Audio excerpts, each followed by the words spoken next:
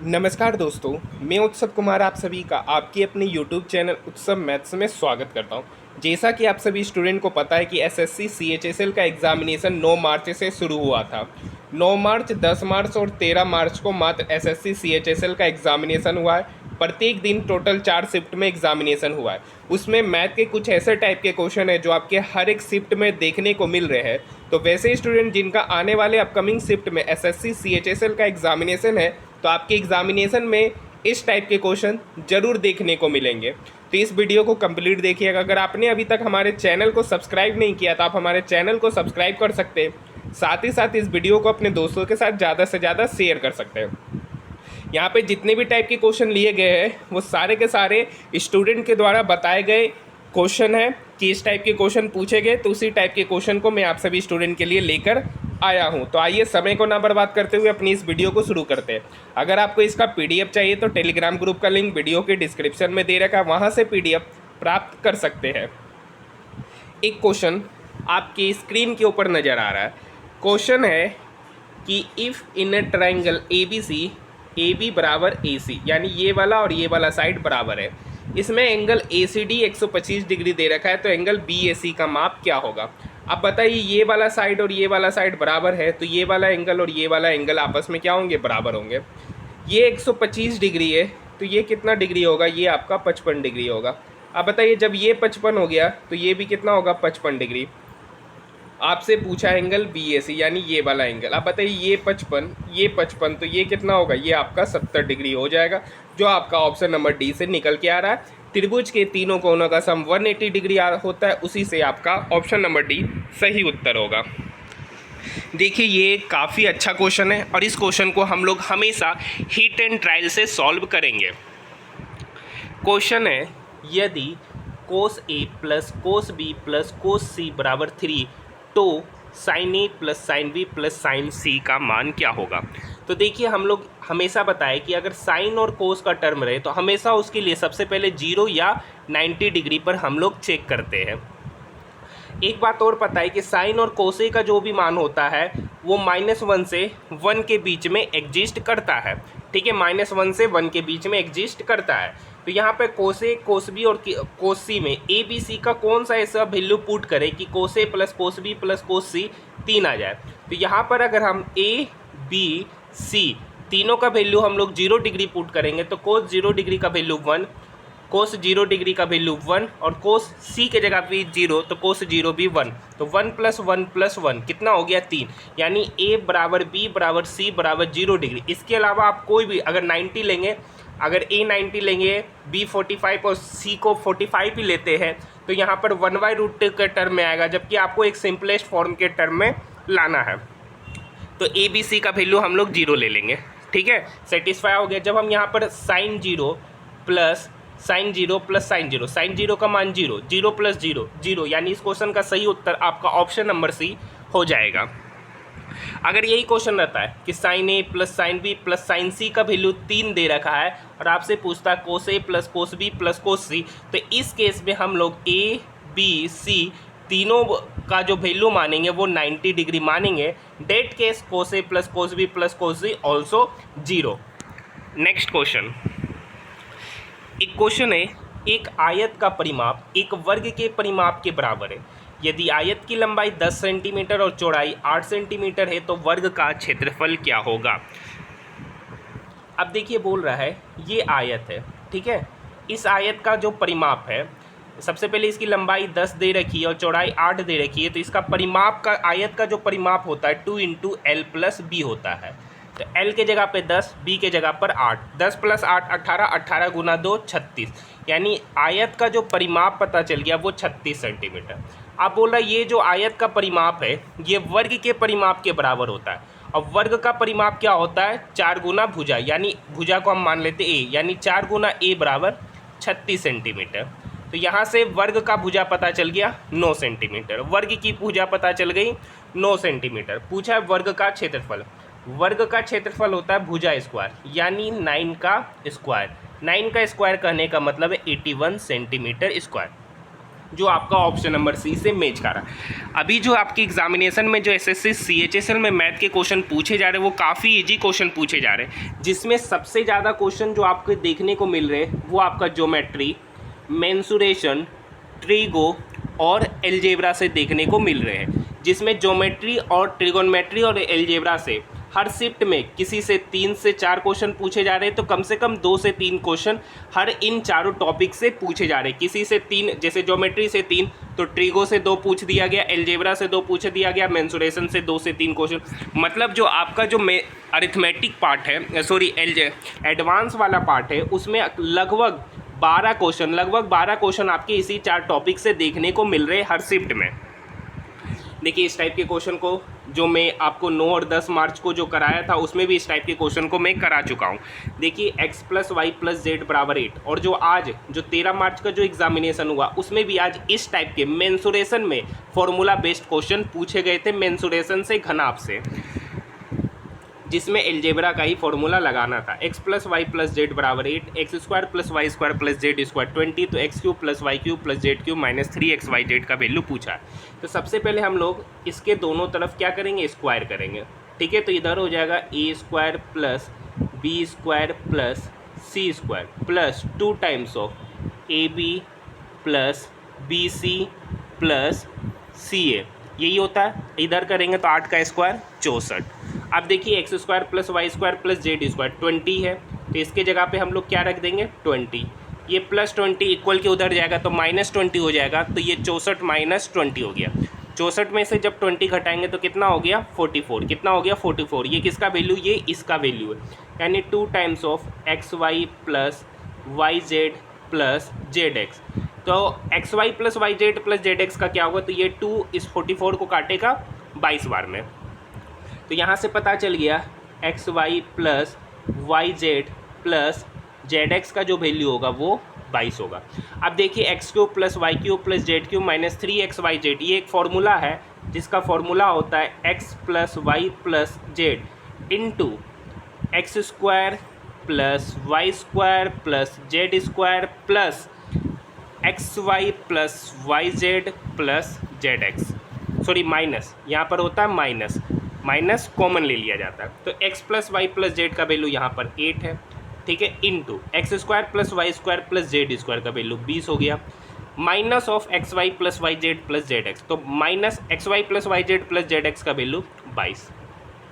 अब बताइए 20 में से -22 जाएगा तो -2, उसके पहले 8 मल्टीप्लाई है तो 8 गुना -2, 8 गुना -2, जो कि हो जाएगा आपका -16, आंसर ऑप्शन नंबर डी।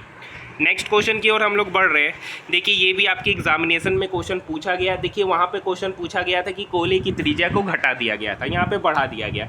यदि एक गोले की त्रिज्या 10% बढ़ाई जाती है, मतलब जो रेडियस है ना 10% का फ्रैक्शन वैल्यू, मतलब 1/10, यानी पहले उसका रेडियस 10 था, अब बढ़ाकर 11 कर दिया गया, तो उसका पृष्ठीय क्षेत्रफल में क्या परिवर्तन होगा। तो पृष्ठीय क्षेत्रफल का फॉर्मूला होता है 4πr², यानी जो वेरी करेगा वो रेडियस पे वेरी करेगा। पहले रेडियस 10 से 11 हो गया, फिर 10 से 11 हो गया, और आयतन क्या हो जाएगा 10 गुना 2 100, और नया आयतन क्या हो गया 11 गुना 11 121। पहले क्षेत्रफल, आयतन नहीं क्षेत्रफल, पहले क्षेत्रफल था पृष्ठीय क्षेत्रफल 100 यूनिट, अब हो गया 121 यूनिट। कितने प्रतिशत की बढ़ोतरी हुई, 21%। बढ़ा कितना 21 यूनिट, कितना में 100 पर, तो बढ़ोतरी कितने प्रतिशत की हो गई 21% की। दूसरा तरीका है कि x + y + xy/100, यहाँ पर रेडियस आपका 10 है और जो कि बढ़ोतरी हो रहा है, तो 10 + 10 + 10 गुना 10 100, 100 डिवाइडेड बाय 100 1, 10 + 10 20, 20 + 1 21%। इस क्वेश्चन को हम लोग विदाउट पेन बनाते इस फॉर्मूला का यूज करके। नेक्स्ट क्वेश्चन काफ़ी अच्छा क्वेश्चन है। यदि a- (1/a - 5 = 10, देन a - 5 का होल क्यूब -1/a - 5 का होल क्यूब का मान क्या होगा। अब देखिए इस इक्वेशन में हम क्या करेंगे, दोनों तरफ अपने मन से 5 घटा देंगे। तो इधर अगर हम 5 घटा है, ठीक है, तो इक्वल के उधर भी हमें 5 घटाना पड़ेगा, तो 10 - 5 जो कि हो गया आपका 5। अब ये इक्वेशन हो गया a - 5 (1/a - 5). अब ये फाइनली इक्वेशन बन गया ये, और ये आपको पता है, ये आपको पता है। निकालना आपको a-5 का होल क्यूब माइनस 1/a-5 का होल क्यूब। अब ये सिंपल सा टर्म हो गया। a-5 को अगर हम x मान लिए तो यहाँ पर दे रखा है x माइनस 1/x का वैल्यू 5, तो आपसे पूछ रहा है x क्यूब माइनस 1/x³ का वैल्यू। ठीक है, हम a-5 को क्या मान लेते x, क्योंकि a-5 को बार बार लिखने से बढ़िया है कि उसको x मान ले। ठीक है, तो यहाँ पर x माइनस 1/x का वैल्यू 5 है। ठीक है, x² प्लस 1/x² क्या निकल के आ जाएगा, x² प्लस 1/x²। तो इधर हो जाएगा 5 का स्क्वायर प्लस 2, 25 2 27। इस टाइप के क्वेश्चन को हम लोग सॉल्व करने का तरीका आपको पहले भी बता चुके हैं। आपको निकालना है x³ माइनस 1/x³। तो इसका जो फॉर्मूला होगा x माइनस 1/x, ठीक है, x माइनस 1/x जिसका वैल्यू 5 है, इंटू x² प्लस 1/x², जो कि आपका होगा 27, माइनस x इंटू 1/x। तो x इंटू 1/x कट जाएगा तो बचेगा 1, आपका बचेगा आपका 1। ठीक है, सॉरी यहाँ पर प्लस होता है, plus x into 1/x plus x into 1/x, तो 27 प्लस 1, क्योंकि a³ माइनस b³ का जो फॉर्मूला होता है वो बराबर होता है a minus B into a² plus b² plus ab। यहाँ पर a का वैल्यू x और b का वैल्यू 1/x, जो आपस में कट के प्लस 1 हो जाएगा। तो 27 प्लस 1 कितना हो गया, 28। 28 गुना 5 कितना हो गया आपका, 28 बचे 140, जो आपका ऑप्शन नंबर ए से मैच खा रहा है। आइए नेक्स्ट क्वेश्चन की ओर हम लोग बढ़ते हैं। कोई क्वेश्चन ना समझ में आया तो आप मुझे कमेंट सेक्शन में बता दीजिएगा, मैं नेक्स्ट वीडियो जो भी लाऊंगा उसमें आपको उस क्वेश्चन को फिर से समझा दूंगा। आइए नेक्स्ट क्वेश्चन की ओर बढ़ते हैं। बेहद ही आसान क्वेश्चन, 16y² माइनस के बराबर 4y plus 3y2 into 4y minus 3y2। यहाँ देखिए ये a प्लस बी है, इधर a माइनस बी है, तो a plus B into a minus B क्या होता है, a² माइनस b²। ठीक है, तो यहाँ पर a² मतलब 4y का स्क्वायर मतलब 16y² माइनस 3y2 का होल स्क्वायर मतलब 9y4। अब ये बोल रहा है ये बराबर है 16y² माइनस के, तो 16y² कट गया, माइनस k का वैल्यू माइनस 9y4, तो k का वैल्यू हो जाएगा आपका 9y4, option number A. Next question देखिए, ये एक अच्छा क्वेश्चन है और बेहद ही आसान क्वेश्चन है। दो लंबवृत्तीय शंकुओं की ऊंचाई का अनुपात दे रखा है। दो लंबवृत्तीय शंकु है, ठीक है, दो लंबवृत्तीय शंकु है, उसकी ऊंचाई का अनुपात दे रखा है, मतलब h1/h2, h1/h2 का जो अनुपात दे रखा है 1/5 दे रखा है। उनके आधार की परिधियों का अनुपात 5:3 है, मतलब ये जो आधार की जो परिधि है उसका अनुपात 5:3 है। आधार की परिधि होता है 2πr, यानी उसका आधार की परिधि का रेशियो और उसके रेडियस का रेशियो दोनों आपस में क्या होंगे, बराबर होंगे। तो यानी अगर आधार की परिधि का रेशियो 5:3 है तो उसके रेडियस का भी रेशियो क्या होगा, 5/3। ऐसा क्यों होगा, आपको पता है कि पहला वाला वृत्त की परिधि 2πr1, दूसरे वृत्त की परिधि 2πr2 बराबर 5/3। तो 2π कट गया, तो यहाँ से इसीलिए डायरेक्ट बोल दिए कि उसके रेडियस का भी जो अनुपात होगा वो उसके परिधि के अनुपात के बराबर होगा। तो पूछा उनके आयतनों का अनुपात, तो आयतन का अनुपात मतलब πr², सॉरी 1/3 πr²h, तो 1/3 कट जाएगा। आपको फाइनली क्या लेना है, r1² h का अनुपात इंटू r2² इंटू h का अनुपात लेना है। तो इधर 5 का स्क्वायर 25 और h आपका 1 है, इंटू 3 का स्क्वायर 9 और इधर h आपका 5 है। तो ये 5 इस 25 को काटेगा 5 बार में, 5 × 1 5 और इधर 9 × 1 9, यानी इसका जो उनके जो आयतन का जो अनुपात होगा वो आपका 5:9, option number C. Next question देखिए, इस टाइप के क्वेश्चन को मैं बार बार करा चुका हूँ और जब भी एसएससी का एग्जामिनेशन होता है उसमें अलजेब्रा से ये क्वेश्चन पूछे जाते हैं। और आज जो मैं सेकंड शिफ्ट का मैथ का एनालिसिस कराया हूँ उसमें भी ये क्वेश्चन, इस टाइप के क्वेश्चन को करा चुका हूँ। x² प्लस 1/x² बराबर 98, तो x प्लस 1/x का मान क्या होगा। हम अपने तरफ से दोनों तरफ 2 ऐड करेंगे, तो इधर भी 2 ऐड करेंगे, तो 98 प्लस 2 इधर तो हो गया 100 और इधर हो गया x² प्लस 1/x² प्लस 2, मतलब x प्लस 1/x का होल स्क्वायर। अब बताइए x प्लस 1/x का होल स्क्वायर का वैल्यू 100 हो गया, तो यहाँ से x प्लस 1/x आपको पता चल गया 10। तो यहाँ से आपसे पूछा x प्लस 1/x। देखिए इस टाइप के क्वेश्चन को मैं ऑलरेडी करा चुका हूँ। आज सुबह डाटा था x² प्लस 1/x² का वैल्यू 7, तो आपसे पूछा गया था x³ प्लस 1/x²। तो यहाँ से सबसे पहले हम लोग x प्लस 1/x इस तरीके से निकाल लेंगे, उसके बाद आप x³ प्लस 1/x³ निकाल लेंगे। और इसके पहले भी एनालिसिस में मैं इस टाइप के क्वेश्चन को करा चुका हूँ। नेक्स्ट क्वेश्चन की ओर बढ़ते हैं। नेक्स्ट क्वेश्चन आपकी स्क्रीन के ऊपर नज़र आ रहा है कि ऑन ए सर्टेन सम पर 10% वर्ष की दर पर 2 वर्ष के चक्रवृद्धि ब्याज और साधारण ब्याज में अंतर 250 रुपया है, तो वो राशि ज्ञात कीजिए। देखिए यहाँ पर रेट ऑफ इंटरेस्ट है 10%। 10% का फ्रैक्शन वैल्यू 1/10। अब आपको पता है कंपाउंड इंटरेस्ट निकालना है 2 वर्ष का, तो इस 10 का क्या करेंगे, नीचे वाला जो टर्म है 1/10 में, उस 10 का हम क्या करेंगे स्क्वायर। 10 का स्क्वायर होता है 100 यूनिट। मान लिए प्रिंसिपल कितना यूनिट है, 100 यूनिट। अब इस पर क्या किया जाता है, पहले वर्ष 10% वर्ष के, तो 100 का 10% 10 यूनिट, ये पहले वर्ष का ब्याज हो गया। और आपको पता है कि पहले वर्ष का SI और CI बराबर होता है। दूसरे वर्ष का ब्याज, तो इस 100 का 10% करेंगे 10, फिर ब्याज पे ब्याज लेंगे, तो इस 10 का भी 10% करेंगे तो 1। अब आपसे पूछा है चक्रवृद्धि ब्याज और साधारण ब्याज का अंतर दे रखा है। यहाँ पर चक्रवृद्धि ब्याज और साधारण ब्याज का अंतर कितना यूनिट है, 1 यूनिट। यहाँ से 1 यूनिट का वैल्यू आपको पता चल गया 250 रुपया। 1 यूनिट का वैल्यू आपको पता चल गया 250 रुपया। तो वह राशि ज्ञात कीजिए। राशि कितना यूनिट माने, 100 यूनिट। 1 यूनिट का वैल्यू 250 रुपया, तो 100 यूनिट का वैल्यू कितना हो जाएगा, 250 गुना 100, मतलब 00 चिपका दीजिए 250 में, जो आपका 25,000 होगा। आपका option number C. Next question की ओर बढ़ते हैं। नेक्स्ट क्वेश्चन है 8 पुरुष और 12 महिलाएं एक कार्य को 4 दिन में करती, एक कार्य को 4 दिन में करती है, जबकि 5 दिन में 6 पुरुष और 14 महिलाएं उसी कार्य को कर रही है। तो यहाँ से सबसे पहले क्या करेंगे, दोनों केस में कार्य क्या है, सेम है, तो यहाँ पर दोनों कार्य को हम लोग बराबर कर दिए। 8 चौक 32 एम और इधर 6 पचे 30 एम, तो 32 एम और इधर 30 एम, इसको इधर भेज दिए तो 2 एम हो जाएगा। देखिए 12 चौक 48 वुमेन और इधर 14 पचे 70, ये 48 वुमेन इक्वल के उधर जाएगा, तो 70 माइनस 48 आपका 22 वुमेन हो जाएगा। कितना वुमेन हो गया, 22।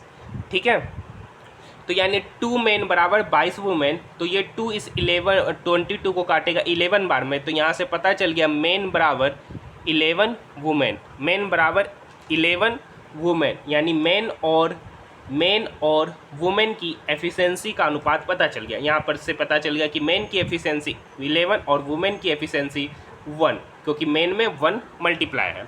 तो सबसे पहले हम लोग टोटल वर्क निकालेंगे, तो टोटल वर्क 8 मेन प्लस 12 महिला। एक मेन का एफिशिएंसी 11, तो 8 मेन का एफिशिएंसी 8 गुना 11 प्लस 12 वुमेन, एक वुमेन की एफिशिएंसी 1, तो 12 वुमेन की एफिशिएंसी 12। ठीक है, गुना उसके टाइम से मल्टीप्लाई करना है, गुना 4, तो 11 8 88 प्लस 12 100 गुना 4। तो यहाँ से आपको सबसे पहले टोटल वर्क पता चल गया, टोटल वर्क पता चल गया।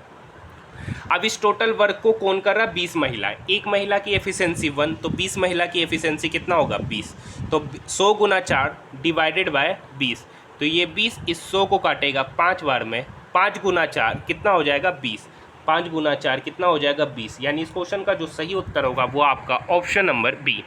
नेक्स्ट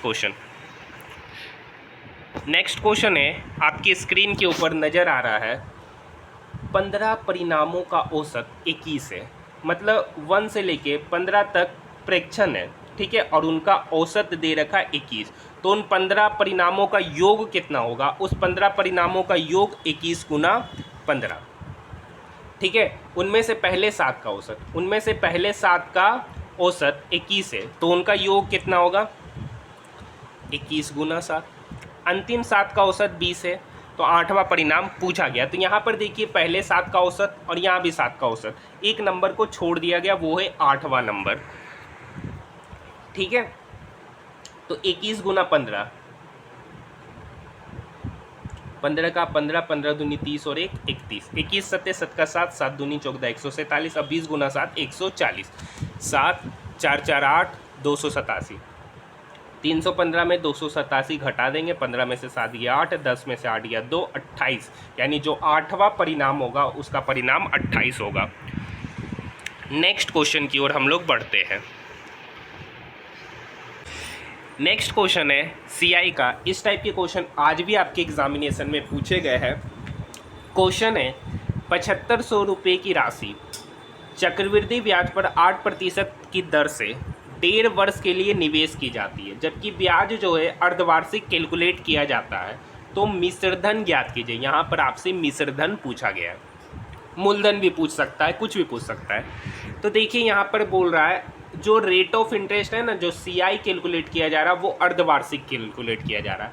1.5 वर्ष मतलब प्रत्येक 6 महीना में, प्रत्येक 6 महीना में 1.5 वर्ष मतलब 18 महीना, प्रत्येक 6 महीना में कैलकुलेट किया जा रहा है। तो 18 महीना में वो कितना बार CI लिया होगा, कंपाउंड इंटरेस्ट चक्रवृद्धि ब्याज लिया होगा, 3 बार। यहाँ पर 8% जो रेट ऑफ इंटरेस्ट है वो 8% सालाना है। आपको रेट ऑफ इंटरेस्ट जो चक्रवृद्धि ब्याज लिया जा रहा है वो अर्धवार्षिक लिया जा रहा है। तो प्रत्येक 6 महीना में किस प्रतिशत की दर से ब्याज ले रहा होगा, तो उस 8% में हम 2 से डिवाइड कर देंगे, जो आपका होगा 4%। यानी जो आप क्वेश्चन बन गया 7500 रुपये की राशि पर 4% की दर से 3 साल का CI निकाल लेंगे, उसके बाद आप मिश्रधन निकाल सकते हैं।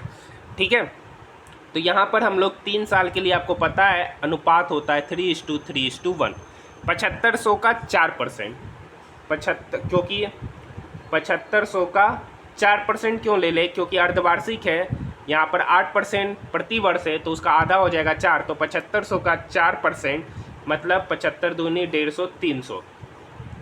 फिर 300 का हम 4% लेंगे 12, फिर 12 का 4% लेंगे 0.48।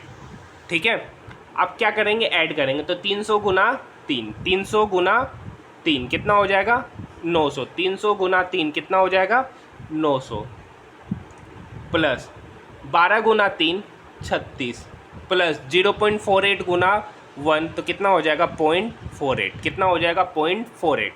ठीक है, तो इधर हो गया 900 प्लस 36 प्लस 0.48, तो कितना हो गया 936, 936.48।